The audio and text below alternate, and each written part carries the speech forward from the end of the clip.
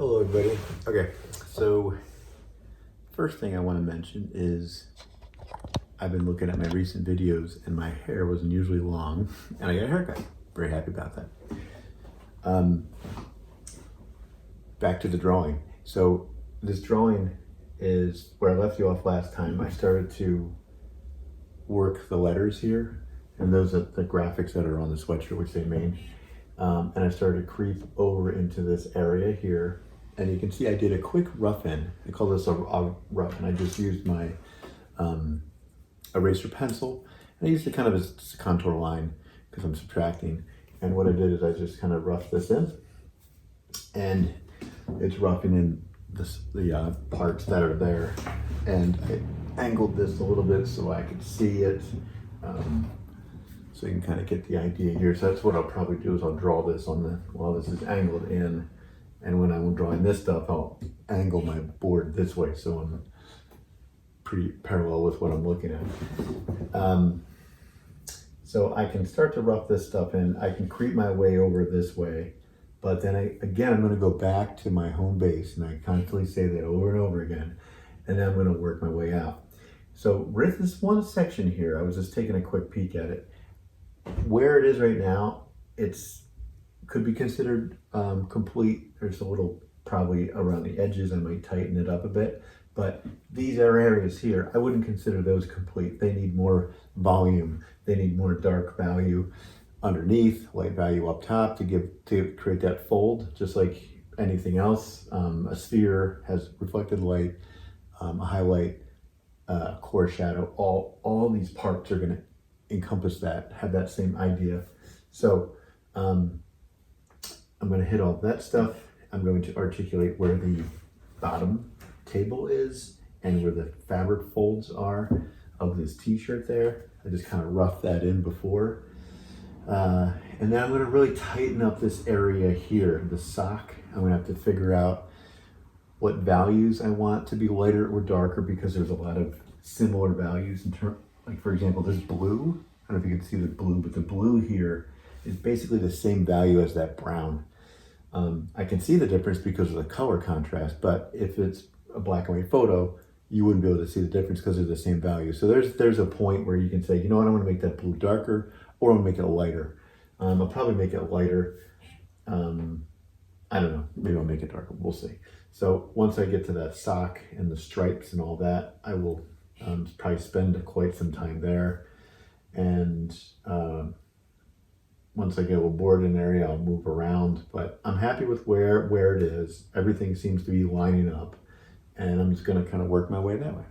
So I'm going to do a time lapse and just continue working. But before I do that, I just want to talk about my tools. Again, I'm not using my white charcoal pencil. Again, we'll do that at the very end if I need be. Actually, I'll probably just make a separate video about that, where you can just leave it as is, or if you want to take it up, step it up a notch, you can use a white charcoal pencil. And I have my extra soft pencil. I have this. I have my charcoal. I have my sharpener. I have my kneaded eraser. And I'm using all of these tools interchangeably. Keep them at your fingertips, because if you don't have them and they're in your locker box or whatever you want to call it, your drawing kit, you're not going to go and get it while you're in the middle of drawing. You're just going to use the same stuff, and it's going to be slow down the process. Make it as fast as you can.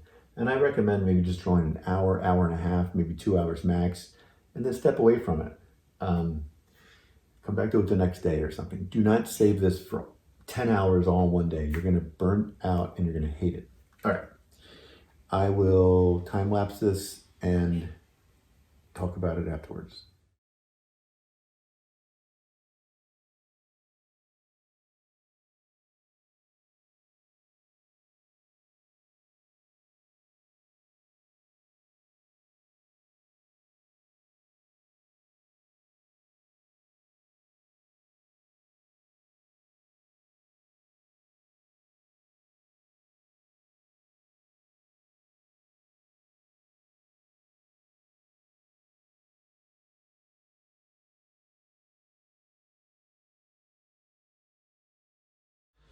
All right, so I worked on this a little bit, just for about 30 minutes or so, and I was focusing on this one section here and which is this little part of the sweatshirt there. And there's a nice area of high contrast. I was drawn to that because it's an area that's easy to clarify from one side to another, because it has a high contrast of dark to light. So it's a hard edge, hard contrast. But as I'm doing that, I have to focus on all the little subtle variations of value and fabric folds and all that stuff within here. So I'm starting to pay attention to hard edges and soft edges more and more and more. So I'm going to zoom in here and just show you what I've been working on. And if you look right here, you can see down here that that's a clean edge. And then here there's kind of like a soft edge, but there's somewhat of a hard edge. So there's an edge where like a 3 meets a 4 or a 5 meets a 7 or whatever. Here there's a kind of a hard edge between here and here because it's the fold underneath. And this isn't completely rendered. This is not completely finished, but it's starting to come into fruition. But the reason I wanted to zoom in, actually I want to zoom in even more, because I want to show you how abstract and odd it looks up close. It doesn't really make that much sense. If I can do this a little bit more. So if you were to just zoom in on this one section here, right? And then you just break it down. You're like, oh, it goes from light transitions to dark, and there's a little bit of light here, and there's a little bit of dark there. And how do you achieve those things? To use your blending stump. I'm just going to use this, and I'm just trying to blend in this dark area. It's not that much darker, but it's darker than that. And if I want an area to get light, say for example, I want this just to be a little lighter here. I can get my eraser, take out a little bit of value, but now I create this line there. I don't want that line. I don't think I want that line yet. I want it to kind of fade in a little bit. And because I took out a little bit of the value here, you can see it kind of lightens up a little bit. And then you have this kind of a fold there, like a subtle fold. So if you just really look and pay attention to all these things, you can see these things, but then you got to figure out, how do I make it? And you're going to utilize, so you need to subtract a little bit. You got to utilize your tools. You need to subtract a little bit, or you're going to subtract too much. And then you have to kind of try to blend it back on. And when you blend it back on, you might have too much charcoal on here and you blend too much. So then you got to go back and take it off again until you get it kind of where you want it. So it's just going back and forth, back and forth. It's just about quantity, how much is on there. So as I'm looking at that, I'm getting closer, and it goes from dark to light to dark to light again, and it kind of slowly transitions in. I think it goes all the way to the cuff itself, or what looks like a cuff. I don't know if that's a cuff, kind of right there. So I'm okay with this now. I also started to clarify this area, define that edge more. So I worked on this side a lot, and then I worked on there. I worked on this, I worked on there, and then I went in here and I worked on this, and I needed to kind of clean this up. But in order to clean this up, I found myself up over here, and I was trying, and then I started to realize, oh, I need to make this lighter because this is darker. So then I got my kneaded eraser and went in there and I subtracted a little bit here, but I didn't want to subtract too much because I still wanted the shadow that exists there. So there's a lot of back and forth, back and forth, back and forth in terms of value, applying the value and smoothing it out, and then trying to achieve that hard edge. And it's not easy to achieve the hard edge. Like, you're going to go on this side and you might take out too much. You're like, ah, crap, I just took out something, pardon my French, but I just took out something there. So you got to go back with something on the other side, a pencil or whatever, and you have to fix it. And if it's too dark, then you can take your blending stump and just blend it, but try to stay away from that edge so you don't lose that edge there. So yeah, after I finish this, then I might go back up here, I might go in here. I do eventually have to tackle this side, but I'm trying to see how far I can bring this out. So stage 3 basically is edges, doing stuff like this. And this still deserves one more round, one more focus, or like an hour or half an hour's of work right here, just to perfect it, just to double check and get those high contrast areas. Like right here, there's a high contrast between that and that. This I didn't fade in all the way. I didn't really finish this, and I was just thinking, I'll just finish that when I get there next time. So what I'm doing is I'm putting charcoal here, and I'm going to just like blend it out. And I think that's what happens there. Yeah, it just kind of fades out into the white of or the gray of the fabric itself. And it feels like you're not doing much. You're just like, I don't know, I'm just moving charcoal around. I don't know where it's going. Yeah, it can get frustrating, but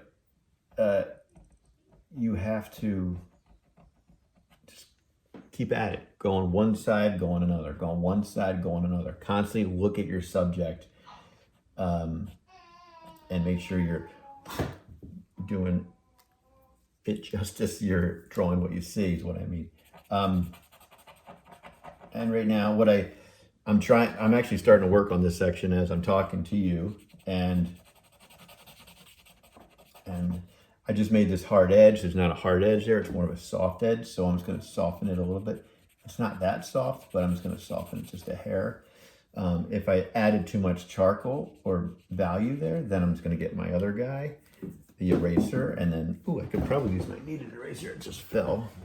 And that might blend it out. I'm just trying to kind of fade this out. So I'm using my blending stumps. I'm going little tiny circles. So you have to like learn to use your tools to your benefit. And then I can go back in. I think, yeah, I can go right here and I can go here. Now, it's hard for me because I'm going to put my head in front of the camera. I can't really see right here. So right now I'm just going to leave that as is. I think it gets lighter here. And then it kind of gets dark. And remember, this leaves a little residue, so I have to blow it off. Kind of a pain in the butt. And then this gets not dark. That's way too dark. Does not look that dark, but I know there's a darker value there. So now I'm just going to lighten it up with my eraser. And it kind of puts striations in it. And I can actually get my kneaded eraser and go in there and try to smooth it all out. Maybe it took out too much. Now I'm back to where I was. And I'm like, oh, I'm going to put more of this on. So you're going to go back and forth until you get it right. And then finally, I think I'm getting there. I could probably subtract just a little bit right here. Just a little bit, just to lighten that tone. And that might be fine for now. I'll just kind of go with the edge here. All right. You easily get lost and stuck in a certain area, and I'm just going to leave it as is now. This line here is not done. Some areas aren't complete, but at least it's where this is kind of done the third stage, if you will. Now I'm just going to work my way up, work my way over, work my way down. This becomes a focal point at the moment. And one thing I'm probably going to make a video about, if you haven't watched it already, because I'm going to give this to you earlier, is I'm going to have you guys draw a sphere using these tools so you understand how to move the charcoal on this flat piece of paper. Alrighty.